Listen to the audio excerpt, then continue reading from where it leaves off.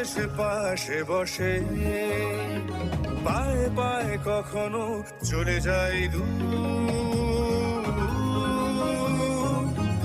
এ জীবন উদযাপনের সুর, radio radio Jadavpur, এগিয়ে চলার সুর, radio radio Jadavpur. 90.8 megahertz community radio, Jadavpur university.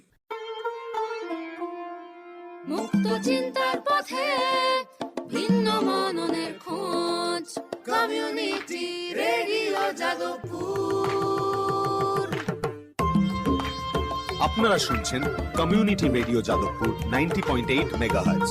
এই বেতার সম্প্রচারটি যাদবপুর বিশ্ববিদ্যালয়ের technical education quality improvement programme TEQIP-র অংশ। শুরু হচ্ছে আমাদের বিশেষ অনুষ্ঠান ম্যাটিক্স কৃষি পাঠশালা।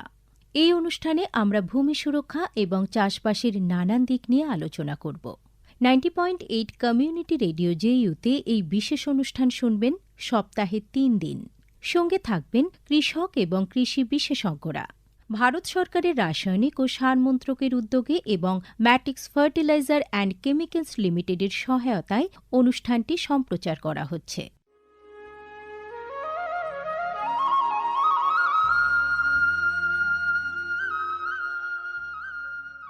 অর্থনৈতিক বিষয় সংক্রান্ত ক্যাবিনেট কমিটি তাদের 28 জুন 2023-এর সভায় PM প্রণাম নামক একটি প্রকল্প অনুমোদন করেছে। এই প্রকল্পের উদ্দেশ্য হল ধরিত্রী ও মৃত্তিকার পুনরুদ্ধার, পুষ্টি, উন্নতি সাধন এবং তা নিয়ে সচেতনতা বৃদ্ধি। গ্রামীণ স্তর থেকে শুরু করে আমাদের সকলের প্রচেষ্টা মাতৃভূমির যত্ন ও স্বাস্থ্য রক্ষার জন্য এই অনন্য পদক্ষেপকে ফলপ্রসূ করে তুলতে পারে। এই প্রকল্পের মূল লক্ষ্য হল কৃষিতে রাসায়নিক সার এবং কীটনাশকের অত্যধিক ব্যবহার দূর করা। বাড়তি ফলনের জন্য সার ও কীটনাশকের অতিরিক্ত ব্যবহার মাটিকে অসুস্থ করে তুলছে, কমিয়ে দিচ্ছে তার উৎপাদন ক্ষমতা। মাটির পুষ্টি আর সুরক্ষার জন্য প্রাকৃতিক অথবা জৈব সারের ভূমি পরীক্ষা ভিত্তিক সুষম ব্যবহার করা প্রয়োজন। পাশাপাশি দরকার জৈব ও প্রাকৃতিক চাষ পদ্ধতি এবং সম্পদ সংরক্ষণ প্রযুক্তি, যেমন সমন্বিত কৃষি ব্যবস্থা, ক্ষুদ্র সেচ, মালচিং, মাটির ক্ষতিকারক খনন না করা, ঘুরে ফিরে বিভিন্ন ফসলের চাষ ইত্যাদি। চাষবাসের এই টেকসই পদ্ধতিগুলো মাটির উর্বরতা বাড়াবে, পরিবেশ দূষণ কমাবে এবং দীর্ঘমেয়াদী উৎপাদনশীলতাকে শক্তিশালী করবে। সারের সুষম ব্যবহার শুধু মাটিই নয়, সার্বিকভাবে পরিবেশের স্বাস্থ্য রক্ষা করে।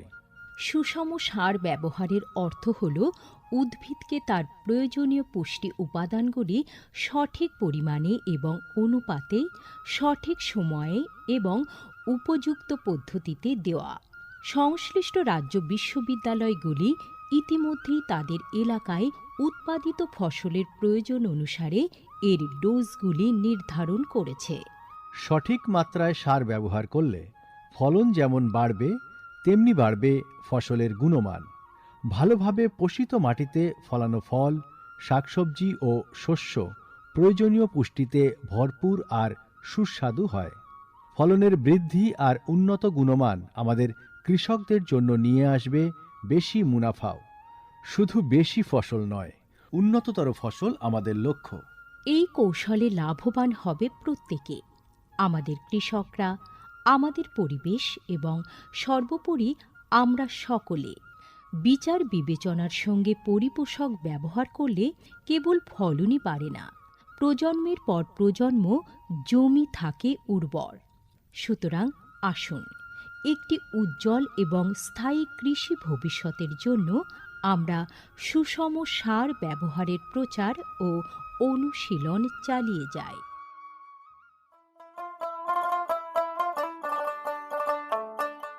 বিকশিত ভারত সংকল্প যাত্রা বা VBSY এর একটি গুরুত্বপূর্ণ অংশ হল ভারত সরকারের সার বিভাগ দ্বারা PM প্রণাম স্কিম এবং কৃষিতে ড্রোন ব্যবহারের প্রচার। সারের সুষম ব্যবহার এবং ন্যানো সারের ব্যবহার নিশ্চিত করার কাজে সার বিভাগ বিভিন্ন সংস্থা ও মানুষকে নিযুক্ত করেছে, যেমন বিভিন্ন সার উৎপাদনকারী সংস্থা, প্রধানমন্ত্রী কৃষি সমৃদ্ধি কেন্দ্র বা PMKSK-গুলি, ফিল্ড অফিসার এবং নোডাল অফিসারদের। VBSY এর একটি প্রধান দিক হল বিভিন্ন শস্য এবং গাছপালার ওপর ন্যানো এবং জল দ্রবণীয় সার স্প্রে করার কাজে ড্রোনের ব্যাপক ব্যবহার। এই উদ্যোগের ফলে 29টি রাজ্য ও কেন্দ্রশাসিত অঞ্চলের বিভিন্ন জেলায় হাজার হাজার ড্রোন প্রদর্শন হয়েছে। এই পদ্ধতিটি হাতে কলমে দেখিয়ে দেওয়ায় আধুনিক কৃষি প্রযুক্তি গ্রহণের সুবিধাগুলি মানুষের কাছে আরও স্পষ্ট ও বিশ্বাসযোগ্য হয়ে উঠেছে। এই জনসংযোগ কর্মসূচিগুলি দীর্ঘমেয়াদী কৃষি অনুশীলনের সুফল সম্পর্কে নাগরিকদের অবহিত করতে একটা বড় ভূমিকা পালন করেছে। সারা দেশ জুড়ে লক্ষাধিক দর্শক ড্রোনের প্রদর্শনী প্রত্যক্ষ করেছেন। প্রচলিত ইউরিয়ার চেয়ে ন্যানো ইউরিয়ার উপকারিতা বিষয়ে সচেতন হয়ে কৃষকরা ন্যানো সার প্রয়োগে গভীর আগ্রহ দেখিয়েছেন। এই কর্মসূচির আলাপ আলোচনায় উঠে এসেছে জৈব চাষের উপযোগিতা, যা প্রমাণ করে চাষের এই সব অনুশীলনগুলি নিয়ে কৃষকদের সচেতনতা। উৎসাহী কৃষকরা কৃষিতে ড্রোন প্রযুক্তির বিষয়ে আগ্রহ প্রকাশ করেছেন। এই আধুনিক কৌশলগুলির অর্থনৈতিক কার্যকারিতা কৃষকদের নতুন দিশা দেখিয়েছে, কৃষিতে এক স্থায়ী এবং সাশ্রয়ী পদ্ধতির পথ প্রশস্ত করেছে। মাননীয় প্রধানমন্ত্রী মহিলা কিষাণ ড্রোন কেন্দ্র চালু করেছেন। এটি মহিলা স্বনির্ভর গোষ্ঠীগুলিকে ড্রোন সরবরাহ করবে, যাতে তারা এই প্রযুক্তি ব্যবহার করে জীবিকা নির্বাহ করতে পারে। VBSY প্রোগ্রামের রূপায়ণে PMKSK-গুলি সক্রিয় ভূমিকা পালন করছে। একে অপরের সঙ্গে এই সহযোগিতাই আমাদের পাথেয়। বিকশিত ভারত সংকল্প যাত্রা শুধু একটি যাত্রা নয়, এটি ভারতীয় কৃষির দীর্ঘমেয়াদী এবং প্রযুক্তিগতভাবে উন্নত ভবিষ্যতের দিকে একটি গুরুত্বপূর্ণ পদক্ষেপ। যাত্রাপথে এটি জাতির কৃষিকে সম্পূর্ণ পুনর্নির্মাণ করা, উদ্ভাবনকে উৎসাহিত করা এবং সবার জন্য একটি সবুজ, আরও সমৃদ্ধ ভবিষ্যৎ নিশ্চিত করায় অঙ্গীকারবদ্ধ। ড্রোন প্রযুক্তি, ন্যানো সার এবং দীর্ঘমেয়াদী কৃষি অনুশীলনের প্রচারের মাধ্যমে এটি কেবল সচেতনতায় তৈরি করছে না, আরও সমৃদ্ধ এবং পরিবেশ বান্ধব ভবিষ্যতের জন্য নব প্রযুক্তিকে গ্রহণ করতে কৃষকদের অনুপ্রাণিত করছে। এই কৃষি বিপ্লবের গতি প্রকৃতি প্রত্যক্ষ করলে এটা স্পষ্ট হয় যে VBSY একটি বিকশিত, উন্নত এবং দীর্ঘজীবী ভারতের বীজ বপন করছে।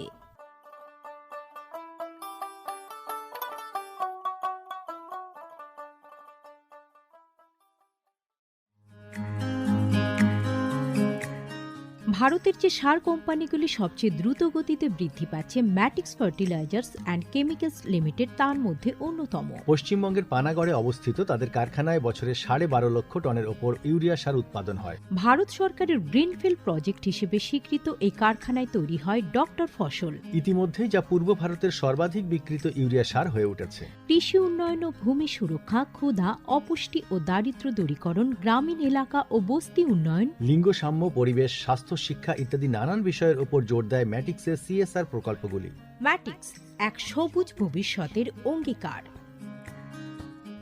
JU কমিউনিটি রেডিও 90.8 মেগাহার্টজে শুরু করছি ম্যাটিক্স কৃষি পাঠশালার আজকের পর্ব। আজকের পর্বের বিষয় পাট গাছের রোগ নিয়ন্ত্রণ পদ্ধতি। এ বিষয়ে আলোচনা করার জন্য আজ স্টুডিওতে উপস্থিত আছেন উত্তম কুমার রায়চৌধুরী, প্রাক্তন রাজ্য উদ্ভিদ রোগ তত্ত্ববিদ, পশ্চিমবঙ্গ সরকার। আপনাকে স্বাগত জানাচ্ছি আমাদের আজকের এই পর্বে। নমস্কার। নমস্কার। আমরা তো আগের পর্বে আপনার থেকে শুনেছিলাম যে পাট গাছে কোন কোন ধরনের রোগ হয় এবং বিভিন্ন রোগ এবং তার ফলে যে পাটের ফসল বা তন্তুর ক্ষতি হয় এবং প্রভূত ক্ষতি হয়, ফলে উৎপাদনের হ্রাস পায়, এটা আমরা রেখেছিলাম এই বিষয়টা। তো এই পর্বে আমরা জানতে চাইবো যে এই যে রোগগুলো হয় তার নিরাময়ের জন্য আমরা কি করব, নিয়ন্ত্রণের কি কি পদ্ধতি আছে। অবশ্যই। তো প্রথমেই আপনার কাছে জানতে চাইব যে নানান রকমের আপনি রোগের কথা বলেছিলেন, তো সংক্ষেপে যদি আপনি শুরুতে যদি একটু বলেন যে কিভাবে আমরা এই রোগগুলোর নিয়ন্ত্রণের জন্য আমরা পদ্ধতি অবলম্বন করব। হ্যাঁ, ভালো প্রশ্ন করেছেন, কারণ আমাদের আগে জানতে হবে যে কোন রোগটা হয়েছে, হুম, সেই রোগ অনুযায়ী কিন্তু আমরা নিয়ন্ত্রণ পদ্ধতিগুলো মেনে চলব। আচ্ছা।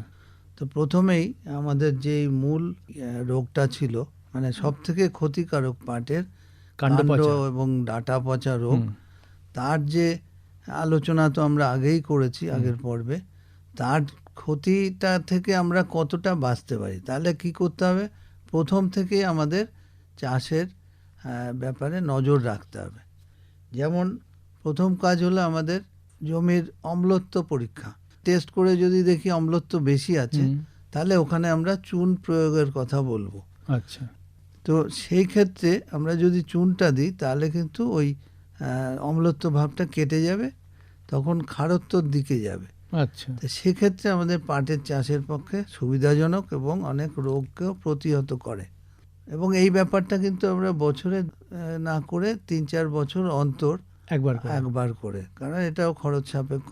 এরপরে আমরা নেক্সট কাজ যেটা হবে, যে বীজ চয়ন। প্রথমত সংশিত বীজ আমাদের দেখতে হবে, সার্টিফাইড বীজ যেটা, সেই সার্টিফাইড বীজটাকে আমরা নিয়ে বপনের জন্য করব। এছাড়া দেখতে হবে যে বীজটা শোধন করা কিনা। যদি করাও থাকে, তাও আমি বলবো যে আবার শোধন করা হোক। এবং বীজ শোধন করার জন্য অনেক রকম পদ্ধতি আছে। প্রথমত আমরা চাইবো যে যেহেতু গ্লোবাল ওয়ার্মিং, আমাদের বিষ, রাসায়নিক বিষ যতটা অ্যাভয়েড করে করা যায়, কারণ পরিবেশটাও নষ্ট হয়ে যাচ্ছে। সেক্ষেত্রে আমরা চাইবো কিছু বন্ধু জীবাণু, বন্ধু সার, মানে ফার্টিলাইজার, সেই ধরনের ব্যাপারগুলো আমরা ব্যবহার করার চেষ্টা করব, পরিবেশ বান্ধব। তো সেক্ষেত্রে আমরা যদি বীজ শোধনে প্রথমেই কি বলি, আমরা জানি, কৃষক ভাইরাও জানেন, যে ট্রাইকোডার্মা বলে একটা জীবাণু আছে, ছত্রাকি। এই জীবাণুটা এখন মার্কেটে পাওয়া যায় এবং আমাদের মাটিতেও থাকে এই জীবাণু। তো এই জীবাণু যদি আমরা 5 থেকে 7 গ্রাম 1 কেজি বীজের সঙ্গে মিশিয়ে, শুকনো না জল দিয়ে?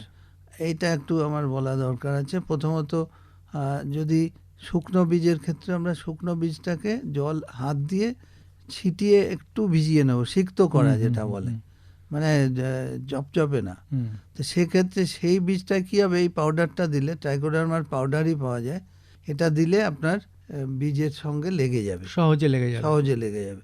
এর ফলে কি হবে, বীজের ওপরের স্তরে যেই ছত্রাক বা অন্য কোনো জীবাণু যেটা ক্ষতিকর, সেটা যদি থেকে থাকে, এই ট্রাইকোডার্মা যে ছত্রাক খেয়ে নেবে। আচ্ছা। মানে ওর খাদ্য কিন্তু শত্রু ছত্রাক, তো সেগুলো খেয়ে নেবে। সেক্ষেত্রে আমাদের বীজের একটা দেওয়া গেল। তারপরে সুইডোমোনাস একটা ব্যাকটেরিয়া জনিত আমাদের বন্ধু জীবাণু আছে। এটা সাধারণত আমরা ওই যে হুগলি উইল্ট বলে একটা রোগ নিয়ে আলোচনা করেছিলাম, সেক্ষেত্রে যদি আমরা বীজ শোধন করি, ওই সব জমি যেখানে হুগলি উইল্টটা হয়, ঢলে পড়া রোগটা হয়, সেখানে যদি আমরা অবশ্যই এই সুইডোমোনাস দিয়ে আমরা বীজ শোধন করব। এটা গেল। আমরা যদি দেখি না এই যেই জমিতে আমরা পাট চাষ করি সেখানে রোগের প্রকোপ অনেক বেশি, তাহলে আমরা বলবো ঠিক আছে, এবারে আপনি কেমিক্যালে যেতে পারেন, মানে রাসায়নিক বিষ যেটা। তো রাসায়নিক বিষের ক্ষেত্রে আমরা কি দিতে পারি? ক্যাপটান একটা ওষুধ আছে, 2.5 গ্রাম 1 কেজি বীজের সঙ্গে মিশিয়ে, ওই যেরকম বললেন যে একটু সিক্ত করে ভিজিয়ে, সেভাবে আমরা এই কেমিক্যালটা দিতে পারি। এই রাসায়নিকটা দিলে আমরা বীজ শোধন হয়ে যাবে। এছাড়া থাইরাম বলে একটা ওষুধ আছে, 3 গ্রাম যদি দিই 1 কেজি বীজে, সেখানেও কিন্তু আমাদের কাজ হয়ে যাবে, মানে বীজ শোধন হয়ে যাবে। এছাড়া কার্বেন্ডাজিম একটা ওষুধ আছে, সবাই জানে। কার্বেন্ডাজিম 2 গ্রাম 1 কেজি বীজে আমরা দিই, তাহলে কি হয়, এটা একটা সুবিধা, বীজের ওপরের স্তরে যেই ছত্রাক বা অন্যান্য শত্রু জীবাণু আছে সেগুলো মেরে দেয়। এছাড়াও ভেতরেও যদি কিছু থাকে সেগুলোকেও কিন্তু যেহেতু এই ওষুধটা অন্তর্বাহী, আচ্ছা, আগের দুটো বললাম ওরা স্পর্শজনিত, মানে গায়ে লাগলো মরে গেল, কিন্তু এই ভেতরে তো ঢুকতে পারে না, তখন আমি ওই অন্তর্বাহিতাই দেবো। এছাড়া ভিটাভ্যাক্স একটা আছে, ওটাকে যদি আমরা 3 গ্রাম পার কেজি বীজে ব্যবহার করি তাহলেও কিন্তু বীজ শোধনটা হয়ে যাবে। এছাড়া চাষের ক্ষেত্রে আর একটা বড় জিনিস আমাদের সার ব্যবহার। তাহলে বীজ শোধনের যে কথাগুলো বললেন এটা খুব হ্যাঁ, গুরুত্বপূর্ণ একটা, খুবই এটা তো সব থেকে গুরুত্বপূর্ণ, মানে এটা প্রিভেনশন হিসেবেই কাজ করবে। প্রিভেনশন। বীজ শোধন করলে কি হবে, বীজটা থেকে তো আমাদের ছত্রাক বা শত্রু জীবাণু নষ্ট করে দেবে। এছাড়া মাটির থেকেও যদি কোনো শত্রু জীবাণু আসে সেগুলোকেও ধ্বংস করে দেবে যখন আমরা মাটিতে বপন করব। আচ্ছা, এবারে যে সারের কথা বলছিলেন। আচ্ছা, এরপরে সার। আচ্ছা, আর একটু বলে নিই বীজ শোধনের ব্যাপারে। 1 কেজি বীজের জন্য আমরা 1.5 লিটার জল, যেটা বললেন একটা শুকনো বীজ শোধন, যেটা অল্প ছিটানো জল দিয়ে করব, আর 1.5 লিটার জল দিয়ে একটা করব। 1 কেজি বীজ ভিজিয়ে রাখবো, ওই 1.5 লিটারের মধ্যেই আমরা ওষুধ দেবো। সেগুলো দিয়ে আমরা যদি ওভারনাইট মানে 12-14 ঘন্টা ভিজিয়ে রেখে তার আগে না করলে হয়, পরে আমরা যদি বপন করি তাহলে কিন্তু বীজটা শোধন হয়ে যাবে। এটা হলো ভেজা বা সিক্ত বীজ শোধন। এছাড়া সারের ব্যাপারে যেটা বলছিলাম, সারের ব্যাপারে একটু নজর রাখতে হবে। আমরা সাধারণত নাইট্রোজেন, ফসফরাস, পটাশ এগুলো দিই, সেটা তো এনপিকে অবশ্যই দেবেন। কিন্তু দেখা যায় যে এই যে নাইট্রোজেন সারটা যেমন ভালো তেমনি ক্ষতিকারক। এই নাইট্রোজেন সার প্রয়োগে আমরা সব ফসলের ক্ষেত্রেই বলি যে এটা কিন্তু রোগ বা পোকা দুটোকেই বাড়িয়ে দেয়। আচ্ছা, কারণ নাইট্রোজেন দিলে গাছে শাঁসালো ভাবটা বেড়ে যায়, তার ফলে পোকা বা রোগের খেতে সুবিধা হয়। আচ্ছা, তো ওই জন্য এগুলো অনেক বেড়ে যায়। সেক্ষেত্রে আমরা কি করব, নাইট্রোজেনটা হয় বন্ধ করে দেবো, না হয় প্রথমে তো একটা আমরা দিই 4 ভাগে দিতে বলি। প্রথম ভাগে তো মাটির সঙ্গে চাষের আগেই দিয়ে দিই। এর পরের ভাগগুলো আমরা গাছের অবস্থা বুঝে দেব, এবং ওই 4 ভাগের মধ্যে দেখে নিতে হবে যে আর প্রয়োজন আছে কিনা। আর সব থেকে বড় কথা, আমাদের কিন্তু মাটি পরীক্ষা করতে হবে শুরুতে। হ্যাঁ, শুরুতেই। তাহলে আমরা মাটির মধ্যে কতটা নাইট্রোজেন, কতটা এগুলো প্রয়োজন আছে কিনা সেই অনুযায়ী আমরা কমাবো বাড়াবো। আচ্ছা, আর পটাশটাকে মাথায় রাখতে হবে। পটাশটা গাছের শক্তি বৃদ্ধি করে, যার জন্য কিছু রোগকেও প্রতিহত করে। সুতরাং এই জায়গাটাকেও মাথায় রাখতে হবে। আর বীজ বপনের আগে আমাদের অবশ্যই মাঠটাকে একদম পরিষ্কার রাখতে হবে। কোনো আগাছা থাকবে না, আগের ফসলের কোনো গোড়া বা কোনো গাছের কোনো টুকরো টাকরাই থাকবে না। আচ্ছা, পরিষ্কার তাহলে একদম পরিষ্কার রাখতে হবে। আর যদি কিছু রোগগ্রস্ত গাছও অনেক সময় থেকে যায় মাঠে, আমরা দেখেছি, সেগুলো উঠিয়ে হয় পুড়িয়ে ফেলতে হবে, নাহলে মাটির নিচে চাপা দিয়ে দিতে হবে। এগুলো তো গেল ঘাস আগাছা, এবং আলের আগাছাও যদি আমরা ছেটে দিতে পারি খুব ভালো হয়। কতগুলো রোগ যেমন বলেছিলাম, সেই রোগগুলো কিন্তু ওই আল থেকেও আসতে পারে। তো এই ক্ষেত্রে আমাদের একটু খেয়াল রাখতে হবে। আচ্ছা, তাহলে এই যে আগাছার কথা বলছেন আর কি, তো এই ক্ষেত্রে আপনি যে ওই যে কাণ্ড পচা বা ডাঁটা পচা রোগের কথাই তো বলছেন এখানে। হ্যাঁ, এই রোগটার জন্য, এই রোগের ক্ষেত্রে মানে কোন ধরনের পাটে হয় আর কি এই রোগটা? এই রোগটা সাধারণত আমরা দেখেছি মিঠা পাট, যেটা আমাদের পশ্চিমবঙ্গে সব থেকে বেশি চাষ হয়। তিতো পাট এখন কমেই গেছে, শুধু নর্থ বেঙ্গলে, উত্তরবঙ্গে কিছুটা হয়। তা সেক্ষেত্রে আমরা দেখেছি ওই তিতো পাটে অনেকটা কম হয়। আচ্ছা, মানে এখানে জাত নির্বাচনের একটা ব্যাপার আছে। একটা বড় ব্যাপার আছে, তিতো পাট করবো না মিঠা পাট। যদিও আমাদের কৃষক ভাইরা এখন আর তিতো পাট করতে চায় না। তো দক্ষিণবঙ্গে যেহেতু পুরোটাই মিঠে পাট হয়, সেক্ষেত্রে একটু প্রবলেম আছে, এই রোগটা আসতেই পারে। সেক্ষেত্রে আমাদের তখন জাত নির্বাচন করতে হবে, সহনশীল জাত, সহনশীল, রোগ সহনশীল। তো সেই সহনশীল জাতের মধ্যে অনেকগুলো আছে, সেগুলো একটু কৃষক ভাইরা যদি নজর করেন, নিজেরাও লাগান।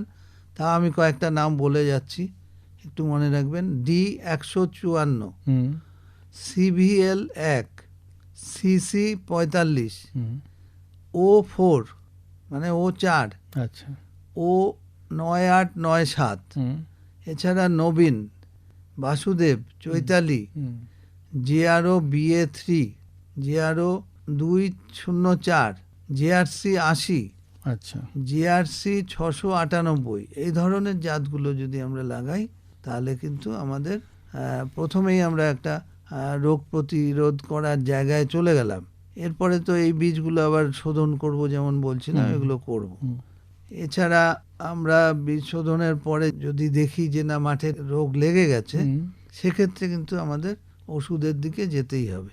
আচ্ছা, এবং সেই দিকে যদি প্রথম দিকে রোগ লাগে, আমরা গিয়ে বুঝতে পারি যে এই রোগ লেগেছে, এই ডাঁটা পচা বা অন্য রোগ বা হুগলির ঢলে পড়া রোগ। হ্যাঁ, হুগলি ঢলে পড়া, তাহলে আমরা সেক্ষেত্রে কিছু ওষুধ প্রয়োগ করব। ডাঁটা পচার ক্ষেত্রে কি আমরা ট্রাইকোডার্মা ভিরিডি, যেটা বলেছিলাম যে একটা আমাদের বন্ধু জীবাণু, এই ছত্রাকটাকে যদি আমরা 5 থেকে 7 গ্রাম 1 লিটার জলে গুলে সেটাকে স্প্রে করি পুরো পাট খেতে, তাহলে আমরা প্রথম দিকে যদি করি অনেকটা রোগ আমরা প্রতিহত করতে পারবো। এছাড়া যেখানে ওই ঢলে পড়া রোগ হয়, হুগলি ঢলে পড়া রোগ বলছিলাম, সেক্ষেত্রে সুইডোমোনাসও একই হারে 5 থেকে 7 গ্রাম 1 লিটার জলে গুলে সেটাকে স্প্রে করতে পারি। আর যদি দেখি না রোগ বেড়ে গেছে, তখন আমরা বলবো এই রাসায়নিক সারগুলো অবশ্যই দিন। তার মধ্যে যেমন কপার অক্সিক্লোরাইড একটা ওষুধ আছে, সেটা 4 গ্রাম 1 লিটার জলে গুলে অবশ্যই আমরা স্প্রে করব। সেক্ষেত্রে আমরা অনেকটা রোগ নিয়ন্ত্রণ করতে পারবো। এছাড়া ম্যাঙ্কোজেব সবাই জানে, এই ম্যাঙ্কোজেবও যদি আমরা স্প্রে করি 2.5 থেকে 3 গ্রাম নেব 1 লিটার জলে, সেক্ষেত্রেও কিন্তু আমরা রোগ নিয়ন্ত্রণে আনতে পারি। আর কার্বেন্ডাজিম যেটা ওষুধ আছে, সেটা 2 গ্রাম 1 লিটার জলে গুলে আমরা স্প্রে করব। এবার রোগের প্রকোপ অনুযায়ী মাঠে যদি দেখি যে না রোগ স্প্রে করার পরে কমেছে কিন্তু পুরোপুরি কমেনি, তাহলে কিন্তু আরও 2-3 বার দিতে হবে একই ওষুধ দিন 15-10-15 গ্যাপ দিয়ে অন্তর অন্তর আমরা দেব। এবং সব থেকে ভালো হয় এই ওষুধগুলো তো বললামই, এই ওষুধগুলোই অল্টারনেট করে একটা এবার এখন দিলাম, পরে আর একটা দিলাম, আচ্ছা, ঘুরিয়ে ফিরিয়ে একই ওষুধ যদি কন্টিনিউয়াসলি দিই, একসঙ্গে দিয়ে যাই, তাহলে রোগ জীবাণুর অনেক সময় ওরা নিজেদের মধ্যে প্রতিরোধ ক্ষমতা তৈরি করে নেয়, বাড়িয়ে দেয়। সেক্ষেত্রে আমরা যেটা চাইছি সেটা হবে না। তাই এটা তো মোটামুটি আমরা কাণ্ডপচা রোগের প্রতিহত করার জন্য প্রতিকারের এই পদ্ধতিগুলো যদি ওষুধ বা যা বললাম সেগুলো যদি আমরা দেখি, তাহলে কিন্তু আমাদের অনেকাংশে এই রোগটাকে দমন করা যাবে। এটাই কিন্তু মারাত্মক রোগ পাটের ক্ষেত্রে। আচ্ছা, এই যে কাণ্ডপচা রোগের পরেও আপনি আরেকটা বলেছিলেন যে একটা ক্ষতিকারক রোগ, সেটা হলো হুগলির ঢলে পড়া রোগ। এই রোগ নিরাময়ে আমরা কি ওষুধ প্রয়োগ করব? ঢলে পড়া রোগের ক্ষেত্রে মোটামুটি ওষুধ বলতে সেইভাবে আমাদের হাতে কিছু নেই। আমরা যদি গোড়ার দিকে, গাছের গোড়ার দিকে এবং রোগের শুরুর দিকে যদি মাঠে আমরা কার্বেন্ডাজিম 2 গ্রাম 1 লিটার জলে করে স্প্রে করে গোড়াগুলো ভেজাতে পারি, কিছুটা রক্ষে পাওয়া যায়। এছাড়া স্ট্রেপ্টোমাইসিন একটা অ্যান্টিবায়োটিক পাওয়া যায়, সেই অ্যান্টিবায়োটিকও যদি আমরা 2 থেকে 3 গ্রাম 10 লিটার জলে এইভাবে যদি আমরা গোড়া ভিজিয়ে দিতে পারি, তাহলেও অনেকটা আমরা রোগ প্রতিরোধ করতে পারি। এই গেল। আর একটা জিনিস অবশ্যই সব পাটের ক্ষেত্রে সব রোগেই আমরা একটা জিনিস মনে রাখতে হবে, যে শস্য পর্যায়টা যেন ঠিক থাকে। আচ্ছা, মানে ঘুরিয়ে ফিরিয়ে চাষ করতে হবে। হ্যাঁ, সেখানে কিন্তু ওইরকম পাট ধান বা পাট ধান গম, পাট ধান শীতকালীন সবজি, এই ধরনের যদি আমরা ব্যবহার করি, তাহলে কিন্তু অনেক রোগই আমরা কমাতে পারবো। আচ্ছা, আপনি বলেছিলেন যে আরও বেশ কিছু রোগ আছে, তার মধ্যে যেমন শেকড় ফোলা রোগ বা মোজাইক রোগ, এবং বলছিলেন যে মোজাইক রোগটা একটা পোকা দ্বারা আর কি বাহক দ্বারা, সাদামাছি দ্বারা। সেক্ষেত্রে কয়েকটা ওষুধ আছে, পোকাটাকে মারতে হবে, আমরা তো ভাইরাসটাকে মারতে পারবো না। এখানে মিথাইল ডিমেটন মানে মেটাসিস্টক্স বা একতারা, থায়োমেথাক্সাম, ইমিডাক্লোপ্রিড, অ্যাসিটামিপ্রিড বা প্রোফেনোফস, এই ওষুধগুলো দিলে কিন্তু আমরা এই পোকাটাকে মারতে পারবো। আচ্ছা।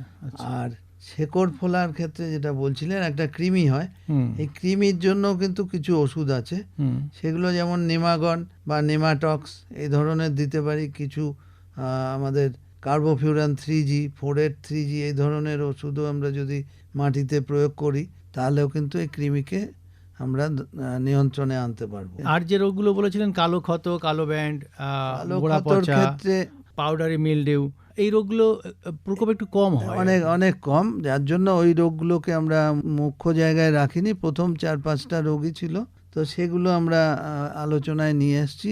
এবং মূলত প্রথম রোগটা যেটা কাণ্ড পচা আমরা বলেছিলাম সেইটাই ছিল মূল রোগ, যার জন্য ওইখানে যেই পদ্ধতিগুলো আমরা অনুসরণ করেছি ওটা করলে অনেকটাই সব ধরনের রোগকে আমরা নিয়ন্ত্রণে আনতে পারবো বা প্রতিহত করতে পারবো।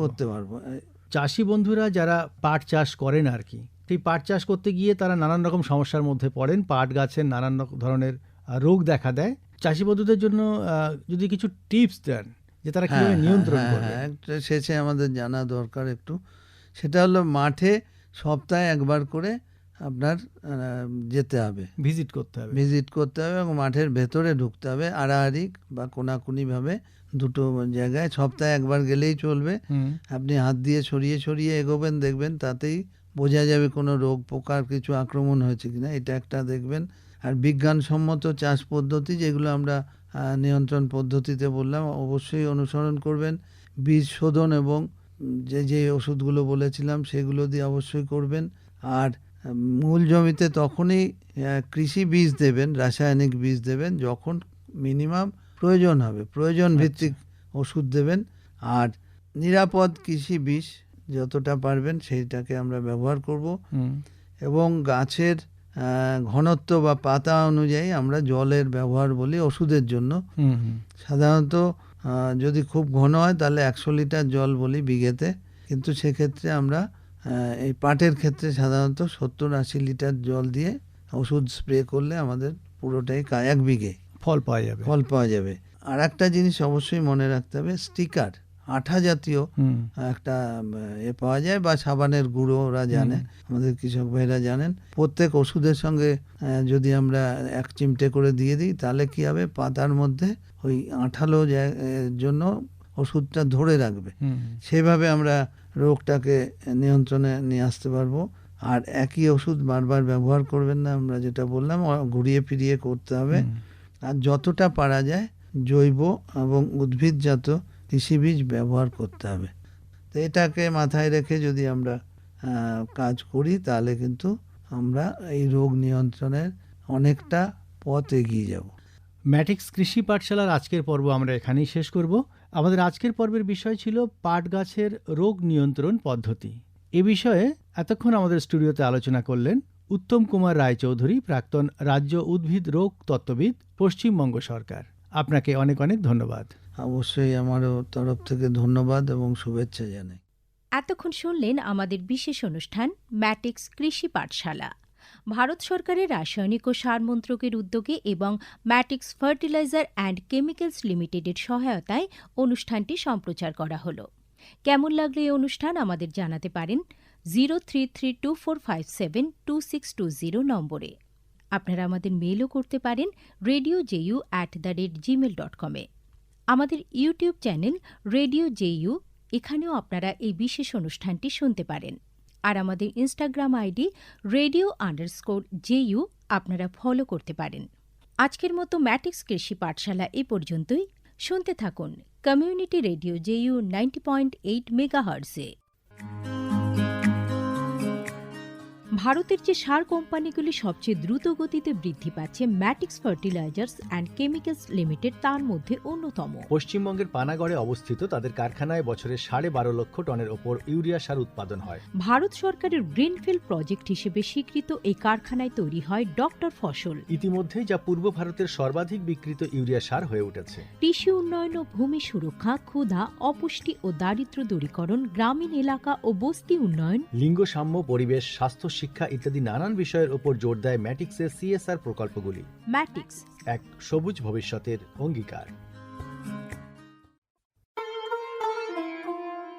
মুক্ত চিন্তার পথে ভিন্ন মননের খোঁজ, কমিউনিটি রেডিও যাদবপুর।